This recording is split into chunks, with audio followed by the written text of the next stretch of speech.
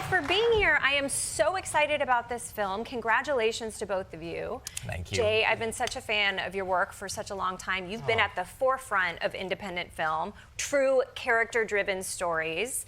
And Michael, it's been so awesome to get to know your work in this film. Your performance is outstanding. Oh man, thank you very much. It's true. I only speak the truth. Oh, I heard. Yeah. We have fact checkers here, and we tell the truth. Yeah. That's good. That's good.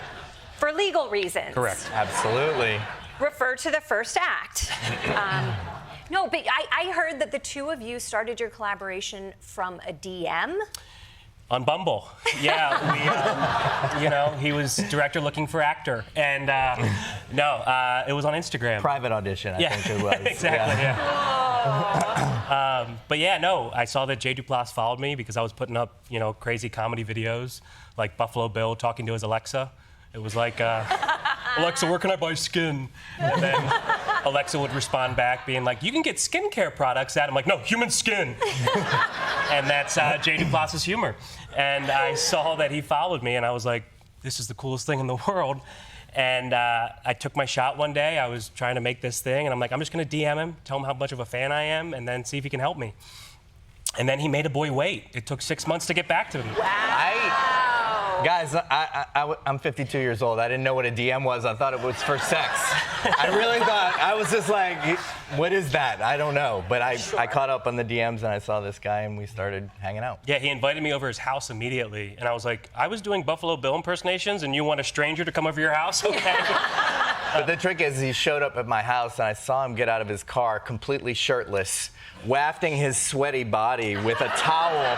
I don't have heat in my Volkswagen, and it was a hot day in LA, so I always bring 2 shirts. And I just see Jay come out, and I'm like, hey, bud, sorry, I'm just got to get the sweat off, and then I'll head on in. Nice house, really nice neighborhood. I was like, yeah, come into my house where my children are. This will be good. What an adorably dark and disturbing meet cute that Absolutely, yes. Absolutely, yeah. See, people, good things can happen when you DM words and not just butt pics. Correct. Yes. So inspiring. Yes, indeed. Oh my God! So the two of you together wrote the screenplay. Jay, you directed. Michael, you starred in. Yes. And it all started based on a true story. Yeah, I mean, that opening scene of the movie is a failed suicide attempt, and that is how I got sober. And I told Jay over at lunch, the only reason why I'm still here is because I was the belt broke and I was holding a bit of holiday weight. And and he smiled, and I was like, you can laugh, it's okay, I'm here. And little did I know he was planning to kind of start a little origin story on my life. And I'm so happy I'm here because I almost missed it. Yeah.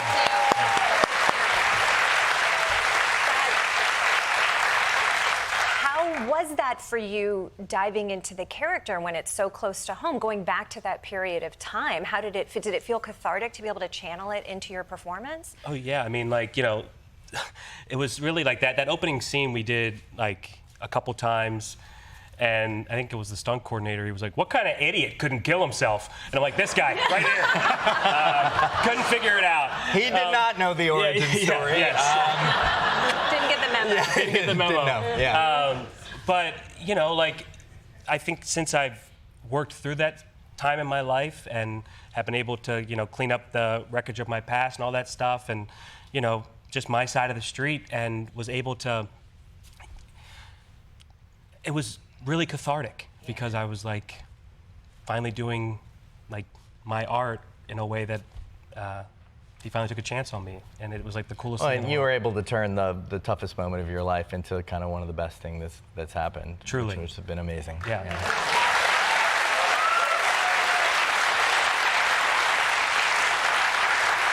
Jay, when you met Michael, what was it about his story that made you go, I have to direct this film?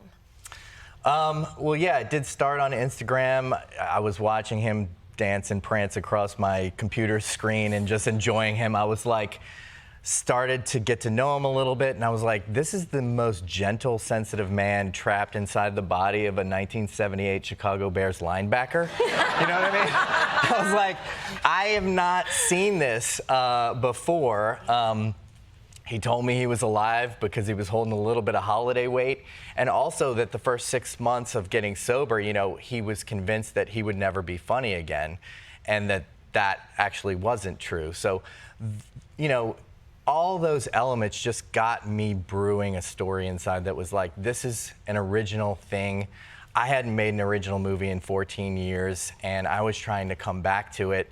And I was like, I think this is it. I want to back a movie into somebody's life, do it really low budget, and make something that matters. You achieved that.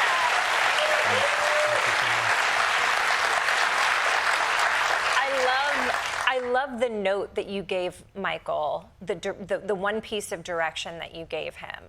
Well, you probably gave more direction than that. But the one that stood out to me was Enunciate. Enunciate clearly. Yeah. Louder, faster. Yeah. Louder, faster, funnier. No, you gave the note, you're enough, just be you. Yeah. Yeah, I mean, I feel like we're on Sesame Street all of a sudden. It's getting real sweet. But yes, I mean, I think it was definitely like, you know, you're mainly a sketch comedian.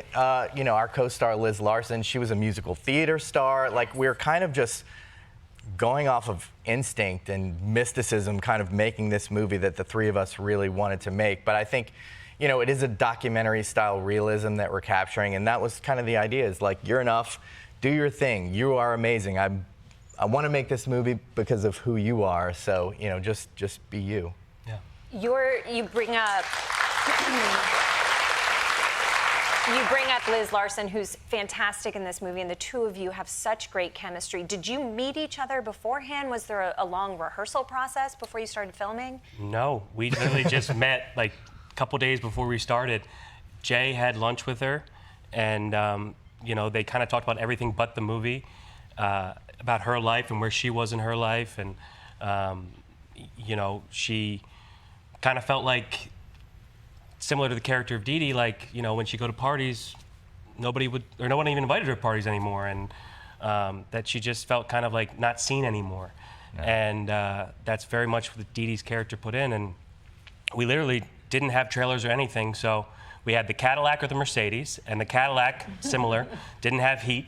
All my cars don't have any type of air conditioning or heat. Yeah, it's kind of like a nice way to live. Deal memo, actually. Yeah, exactly. He doesn't allow it. Yeah. But we just sat in the Mercedes, and we just got to know each other, and that's truly like how I think our chemistry just was so beautiful. Yeah, it's a tiny movie made by 15 people, so it was kind of like going to summer camp in Baltimore in Christmas time, freezing our butts off, you know, just kind of making a movie on the streets of Baltimore. So. Oh, that's the best, though. Yeah, it was nice.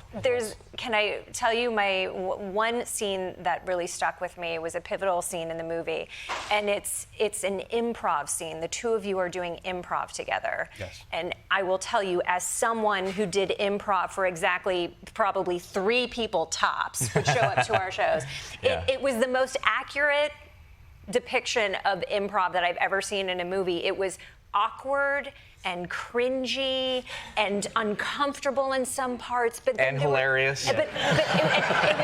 It's hilarious all the way through. But then there were these like beautiful little moments of magic, and then it takes off, and it was so cool to see that. Was that you talk about that scene as being one of the most challenging scenes to write? Yeah, that scene was, you know, it's kind of like he goes back to his Heart of Darkness, where he's gotten sober and he doesn't think he can be funny again on stage, and he gets thrown on stage, and, you know, Liz Larson basically has to go up there and save him. And it was, you know, it's a really complicated scene that is hilarious because a lot of audiences are like, did you guys just like improv that when it happened? I'm like, no, I've never written harder on any scene in my entire life. There's like 7 acts to the scene, but it's probably good that you think it just happened that way. But yeah, it truly is. And like you said, they are teetering on the edge of disaster at all times. And you know, not to give too much away, but it's because of his sobriety, it's because of him being able to be in the moment that they're able to turn the corner in that scene and create something new, different than what he thought it was going to be, which is kind of what the movie's about, is saying yes and to life, you know, jumping off a cliff and hoping there's warm water down there. That's really what the movie's about. Do you consider yourselves yes-anders or no-butters? I'm a huge yes Huge and. yes-ander. Truly. I'm about half and half because I think a lot of directing is nobodying. I think there's, but I like to give a compliment sandwich. It's like compliment, direction, compliment. Beautiful. Yeah. Beautiful. You were told, Jay, that this movie would never be in theaters. Yeah, I mean, it you know, is. we made a tiny little movie with no stars. I mean, look, this guy's a movie star. The world doesn't know it yet. It's true. But yes,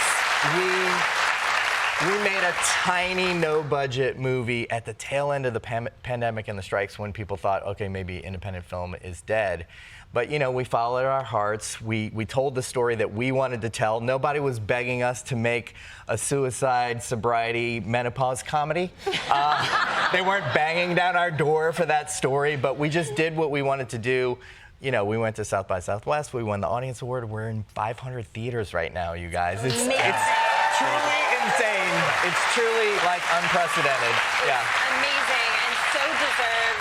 Michael, how do you feel now in this moment in time, having made this beautiful film and receiving so much accolades for it, recognition? How does it feel? It's insane. Like, truly, like, it's beyond what I could have ever imagined. Like, you know, I came from the sketch background, so I always just wanted, like, just to be on SNL or do, you know, that. And this has been something I could never have imagined, and it's been so much better. And I'm just like, I'm so happy that he took a chance on me. And that also I get to share it with so many amazing family and friends. A lot of nepotism in the movie. Yeah. It's half his family is in the damn movie, guys. I mean, yeah, my mom's in it, my dad's in it, my niece sister's in it. my sister's in it, my fiance's in it. Yeah. There's about 5 people in the movie that aren't related to Michael Strassner. But that's Hollywood, a ton of nepotism. So, Yeah, exactly. yeah. So don't come for him, okay? Yeah, exactly, It's just exactly. we had enough. Bring it on. But it's the coolest, truly. Like and I'm just like, again, I hate to repeat myself, but it's like I almost missed it. So like that's. I'm